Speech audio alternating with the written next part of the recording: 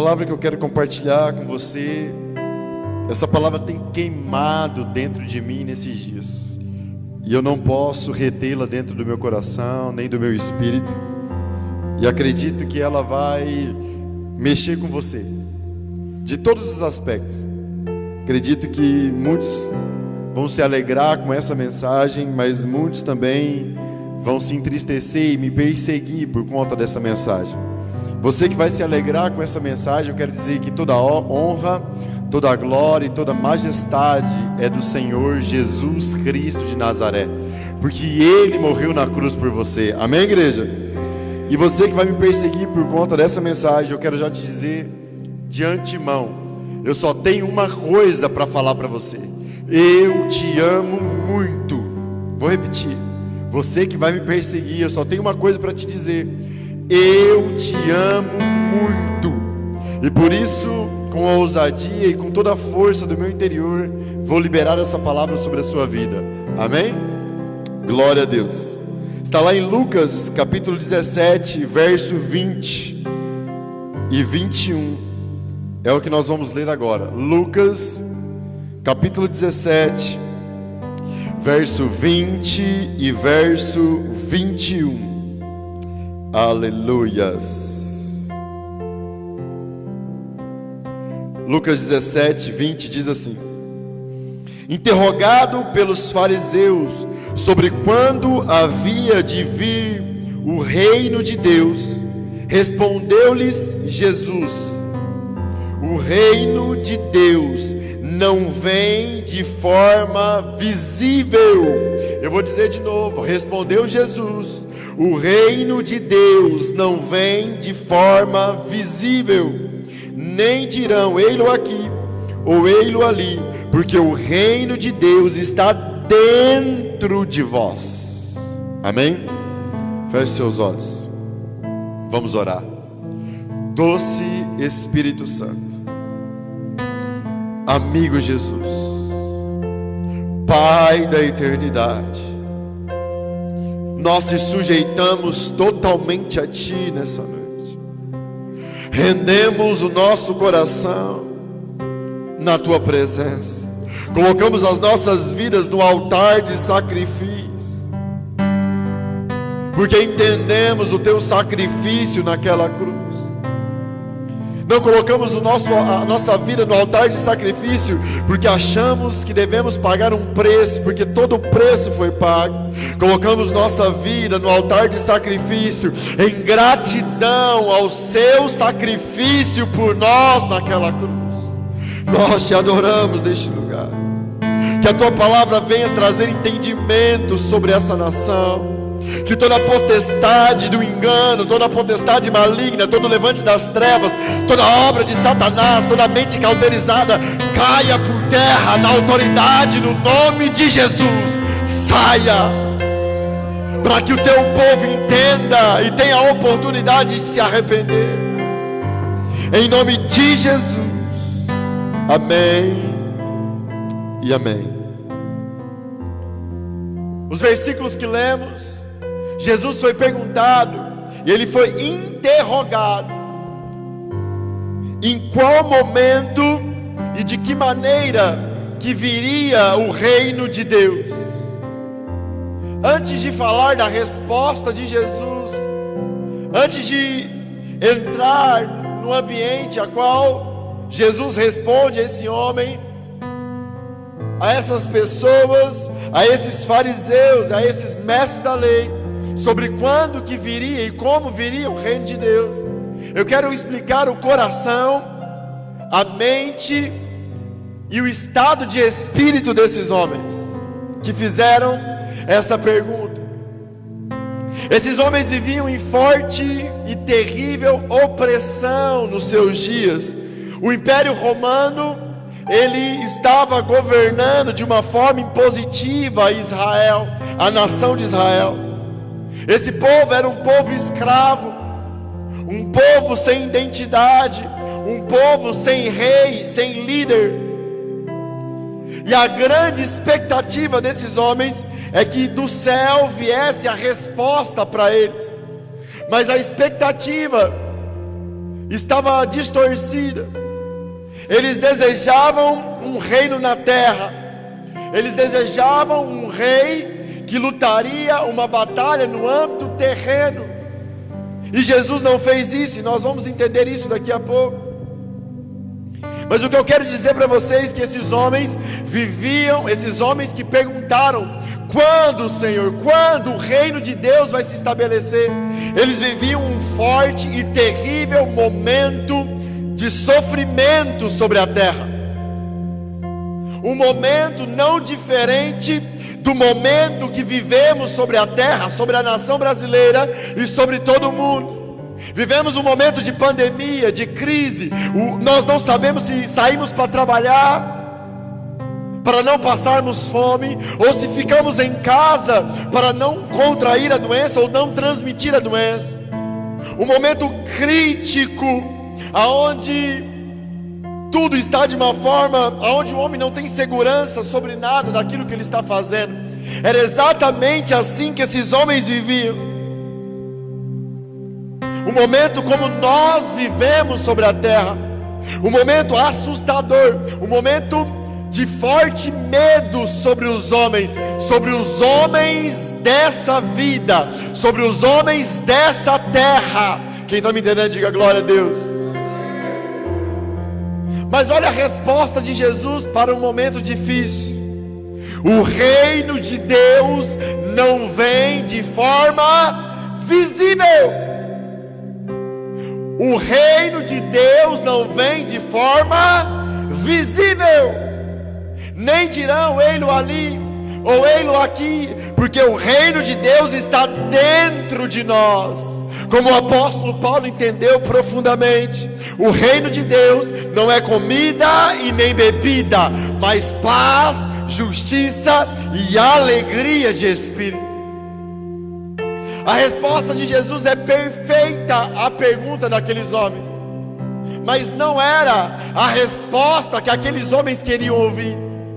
Aqueles homens viviam um momento terrível sobre a terra, e eles queriam uma resposta palpável, eles queriam uma resposta visível, eles queriam algo que eles pudessem tocar. Pastor, o que eles queriam?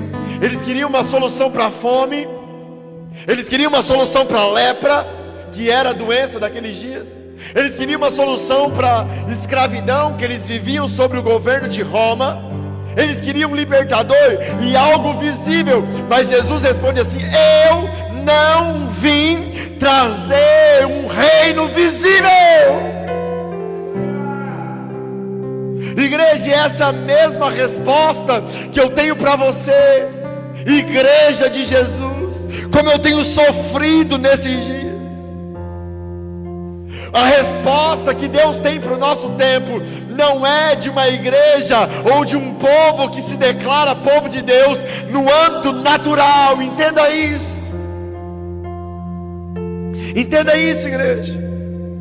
Igreja, todas as vezes que o povo de Deus na velha aliança deixava de ouvir a voz de Deus, Deus os entregava a fortes sofrimentos nessa vida. Mas Deus entregava os homens para sofrer e para andar segundo as suas paixões, não para matar os homens, mas para que os homens se arrependessem. Ele sempre deixava isso claro: olha só, vocês querem andar longe da minha intimidade, vocês querem andar longe do relacionamento que eu tenho para vocês, Israel, então vocês vão sofrer. Mas se vocês se arrependerem, se vocês se inclinarem aos meus mandamentos, se vocês novamente se inclinarem à minha voz, eu ouvirei a voz de vocês e restaurarei a vida de vocês. O momento que estamos vivendo é para que haja restauração, é para que haja arrependimento, igreja. Entenda algo.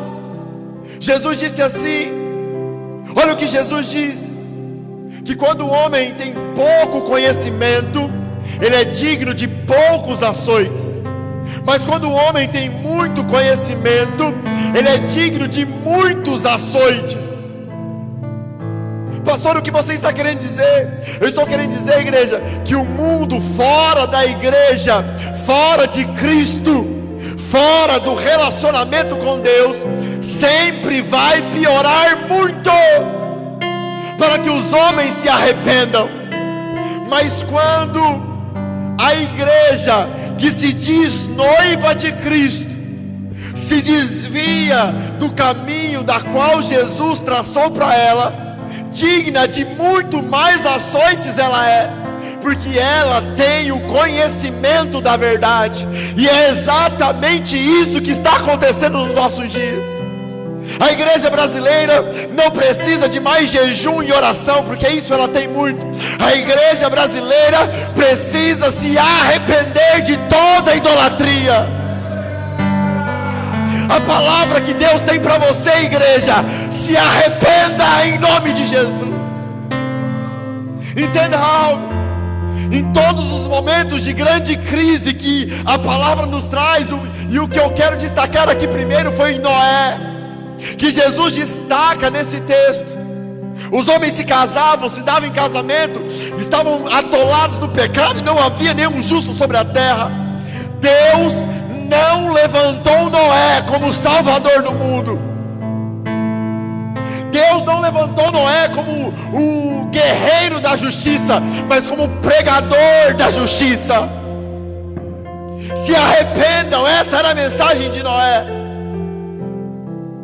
E igreja, entenda algo: e quando Noé executa a vontade de Deus e termina a arca, do céu veio a chuva, do céu veio a resposta para a iniquidade da terra, do céu veio a justiça de Deus sobre os homens. Não da terra para os homens, mas do céu para os homens. Quem está me entendendo, igreja? Quando Sodoma e Gomorra, e Jesus nesse texto, nos versículos seguintes, ele fala também de Sodoma e Gomorra. Ele fala quando Sodoma e Gomorra estavam em profunda perdição e imoralidade sexual, vivendo coisas terríveis, Deus foi até Abraão, mas não convocou Abraão para lutar e destruir Sodoma e Gomorra. A Bíblia diz que do céu, novamente, em um momento de crise entre os homens, aonde o homem estava totalmente pervertido, do céu desceu fogo sobre a terra e consumiu aquela cidade. Deus não levantou Abraão como salvador da terra. Deus não levantou Abraão para lutar uma batalha no âmbito natural, mas Deus mandou a resposta do céu para a terra. Fala para o seu irmão assim, ó: é sempre, fala, é sempre do céu para a terra, igreja, não da terra para o céu. E quando eu falo que a igreja brasileira precisa se arrepender, é porque ela também tem entrado em níveis de idolatria absurdos. Nós elegemos nossos ídolos, os políticos, governantes. Achamos que partido A e partido B, um é das trevas e outro é do céu, e o partido do céu vai resolver os problemas da terra. Isso é mentira. Nos dias de Jesus, o rei, o leão da tribo de Judá, o Senhor dos senhores, o Deus criador dos céus e da terra, manifesto entre os homens. Olha só, sabe como que o leão da tribo de Judá venceu a crise que o mundo a qual ele andou estava? Apocalipse capítulo 5.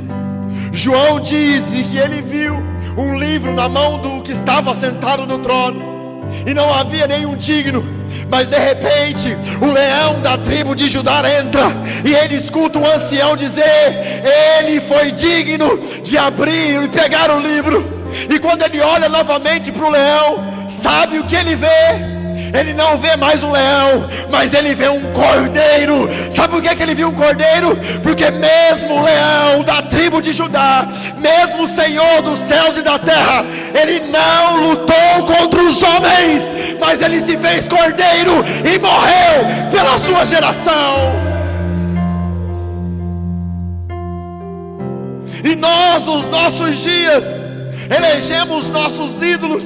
Igreja, eu não tenho nada contra, eu tenho sim, a política jamais vai resolver o problema da nação, porque ela é incapaz de resolver o problema dessa nação.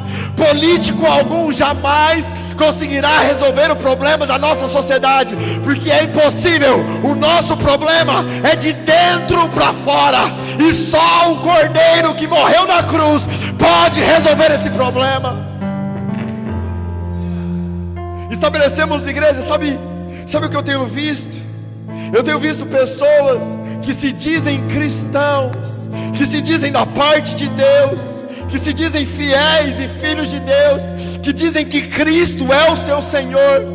Eu vejo pessoas que têm essa fala na boca, agindo totalmente diferente do que Cristo nos ensinou. Sabe qual que é a primeira característica de idolatria? Igreja, a igreja brasileira, eu vou rasgar o verbo aqui, ela tem idolatrado Jair Bolsonaro, nosso presidente, tem idolatrado. Ele é um homem honesto, um homem sério, não tenho nada contra ele, mas sei que ele não é a resposta que nós precisamos. Pastor, por que você está afirmando que a igreja brasileira está o idolatrando? Porque quando colocamos princípios de Cristo abaixo de um princípio de um homem, esse é o primeiro sinal da idolatria. Jesus nunca nos deu o direito de revidar todas as vezes que alguém ferisse a nossa face. O ensinamento de Cristo é muito claro: quando o homem ferir o seu rosto, você precisa oferecer a outra face. E eu vejo uma igreja que se diz igreja, lutando no âmbito natural contra pessoas, porque ela acredita que o reino de Deus virá de forma visível, que Deus precisa que os homens lutem uma batalha no campo natural. Deus não precisa que você lute as guerras dele, ele é soberano e ele está no controle de tudo. Deus precisa que a igreja entenda como vencer as batalhas no mundo espiritual. E Jesus, o nosso Senhor, Ele deixa isso muito claro.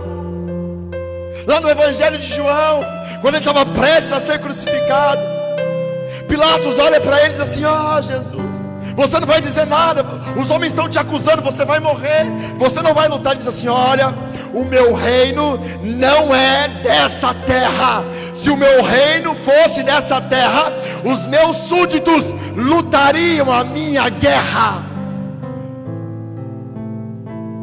Sabe como que o leão da tribo venceu? Sabe como o leão da tribo de Judá venceu no seu tempo e a sua geração? Se entregando por aqueles que não compreendiam a verdade. Sabe como a noiva de Cristo vai vencer essa batalha? Sabe como a noiva de Cristo vai vencer esse tempo difícil sobre a terra? Porque escute só, lá no mundo vai ficar cada vez mais difícil, mas a noiva de Cristo vai firmar os seus pés na rocha, vai tomar a sua cruz, vai morrer por essa geração, vai rasgar a sua carne e vai ser luz em meio às trevas. Porque onde abundou o pecado, superabundou a graça de Deus.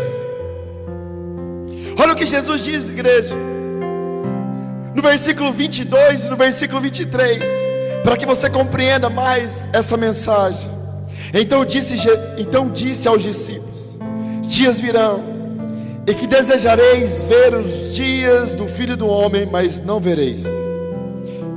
E vos dirão: ei-lo aqui ou ei-lo ali, mas não vais e nem o sigais. Versículo 24: porque como um relâmpago que ilumina desde uma até a outra ponta do céu, assim será também o Filho do Homem na sua vinda.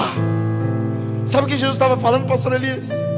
Sabe o que Jesus estava falando? Olha, como foi nos dias de Noé, como foi nos dias de Sodoma e Gomorra, a resposta veio do céu. Jesus está dizendo: o meu reino, não se preocupe. Uns vão dizer que é fulano que é a solução, outros vão dizer que é ciclano, mas não é assim. O meu reino está vindo do céu e está tudo pronto, como um relâmpago que sai do oriente e se põe no ocidente. Assim será o meu reino na minha vinda e na minha glória. A esperança da igreja, ela vem do alto, e Jesus está vindo com tudo pronto, tudo sob controle, para reinar sobre os homens. Ele não precisa que lutamos, Ele precisa que uma igreja morra.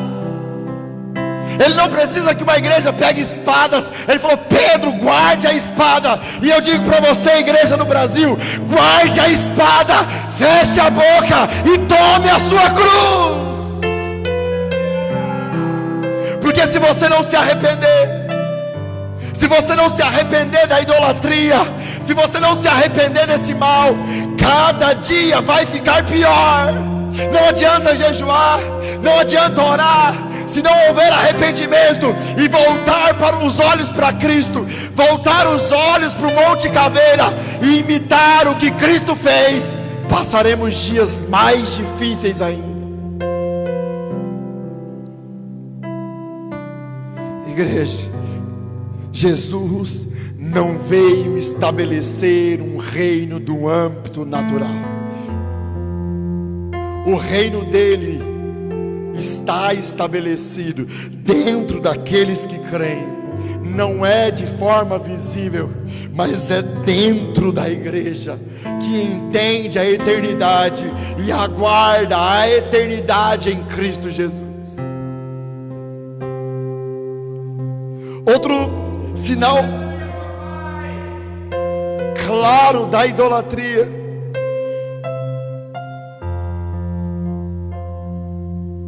nos nossos dias, que a igreja deixou de ser o sal da terra. E quando o sal perde o sabor, ele não serve mais para nada, a não ser para ser pisado e jogado fora. Quando não entendemos que a resposta a qual Deus espera de nós é a morte. Pastor, o que é isso? Porque aqueles que morreram com Cristo, também com Cristo ressurgirão na luz.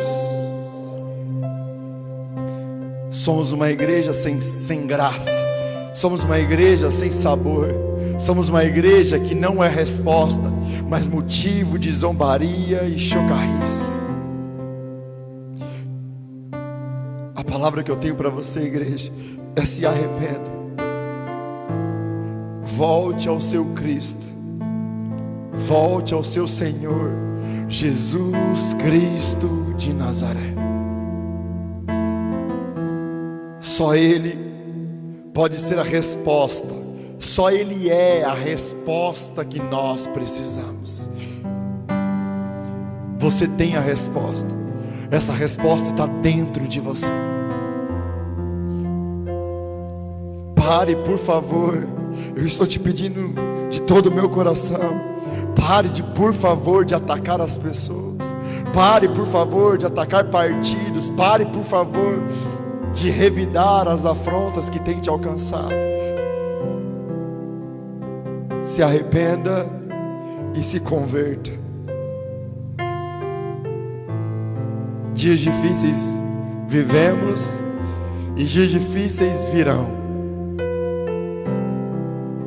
E a única resposta que o mundo pode ter é uma igreja que realmente Cristo é o seu Senhor. Ninguém pode tomar o lugar do leão da tribo de Judá. Ele não aceita.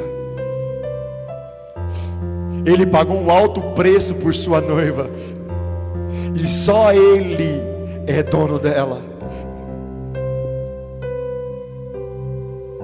Meu coração está apertado. Não ache que me alegro por ter tido o encargo de liberar essa palavra sobre você, não.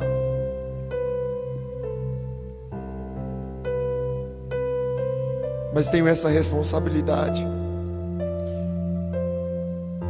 Se arrependa, se converta. Só Jesus é o Senhor, só Jesus é a resposta.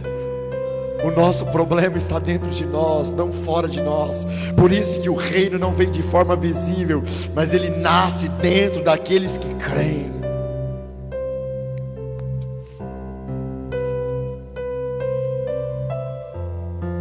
A resposta sempre vem do céu. Essa é a palavra que eu tenho para você. Essa é a palavra que eu tenho para essa nação nesses dias.